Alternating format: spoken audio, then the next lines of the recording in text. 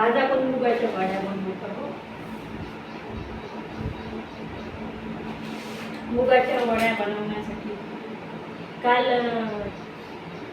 मुगाची डाळ भिजवून ठेवली आणि धुवून टाकली.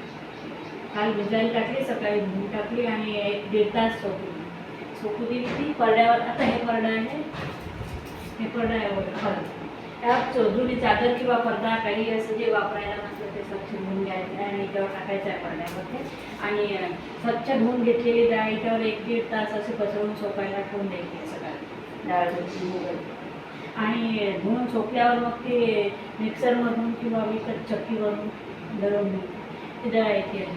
आणि तसंच ती चक्कीवरून दळून आणायची किंवा घरी मिक्सरमध्ये काढायची. आणि खूप एकदम जास्त बारीक करायची की खूप बारीक केली की मग त्याची कुडोके आणि टाकायचं असं. आपल्या अशा प्रकारे आता डाळ मी मिक्सरमध्ये वाटलेली आहे डाळ.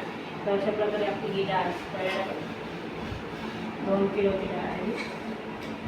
तर अशी आपण वाटली मिक्सरमध्ये आणि थोडी असं ठेवली असते की फॅनमध्ये आपल्याला ठेवून द्यायची. त्याच्या प्रकारे ही आहे इकडे जी पण अशी पसरवून ठेवते आणि वड्या टाकायचं. एक ताई त्या बाई येणार आहेत एक, पण त्यांना यायला थोड्याशा टाकून त्या घरी गेल्या आहेत काम आणि आल्यावर टाकू लागतील आता. कारण एकटी त्याने होणार आहे काम नाही. थोडासा हात थोडासा गोळा करून घ्यायचा आणि असा गोळा हातात घेते. ही कोणी मोठ्या टाकतात, कोणी बारीक टाकतात. आपल्याला जशा आवडतात असं गोल हातात फिरून घ्यायचं आणि हा अंगठ्याच्या साहाय्याने. आता मी मोठ्या टाकल्या आहे, पण इथले गडचिरोली खास करून बारीक टाकतात आणि उडदाच्या डाळीच्या टाकतात. पण अकोला अमरावती आमच्या तिकडच्या साईडने मागे मुगाच्याच वड्या टाकतात. त्यामुळे आम्ही या उन्हाळ्यात करून ठेवतात आणि वर्षभर टाकतात. त्यामुळे मी 2-2.5 किलो वगैरे आहे. 2 किलो गोंगावर यातला कोणता फेकून न देता दूधवाले वगैरे असतात आपले दूधवाले भाजीवाल्या त्यांना देऊन द्यायचं. म्हणजे ते गाई वगैरे खातात किंवा आपल्याला जवळ आहे तसं की त्याला खाऊ असतो पाणी असतं ते पाणी पौष्टिकरित्या या वड्या उन्हाळ्यात छान लागतात. आंब्याचा रस पोळी आणि वड्याची खूप छान अशा प्रकारे परड्यावर टाकल्या. हे परडं घ्यायचं आणि हे आता प्लॅस्टिक आता याचं सांगतो. हे प्लॅस्टिक आहे. हे गहू तांदूळाचे आपले पोते असतात. तांदूळ गव्हाचे जे पोते असतात आपले तर ते घ्यायचे आणि ते स्वच्छ धुवून घ्यायचे आणि पहिले ते कापून घ्यायचे. पूर्ण असं कापल्याने घेतलं होतं. कापल्यावर हे पूर्ण असं स्वच्छ झालं आहे पूर्ण. आणि हे स्वच्छ झाल्यावर 2 पाण्यातून काढून उन्हात टाकलं आहे 2 पाण्यातून. आता असं करून हे असं याच्यावर आपल्याला आणून द्यायचं आहे. आणि परडं टाकून त्याच्यावर आणून द्यायचं आणि हे टाकत म्हणजे तेल लावून यायला चिपकते. त्यापेक्षा ते परडं नुसतं ते स्लॅपवर नेऊन ठेवायला वरती माडीवर आपल्याला नेऊन ठेवायचं वाळवायला. त्यासाठी ते परडं आहे की खाली वर न्यायचं. कारण उन्हात आपण स्लॅपवर जाऊ शकत नाही.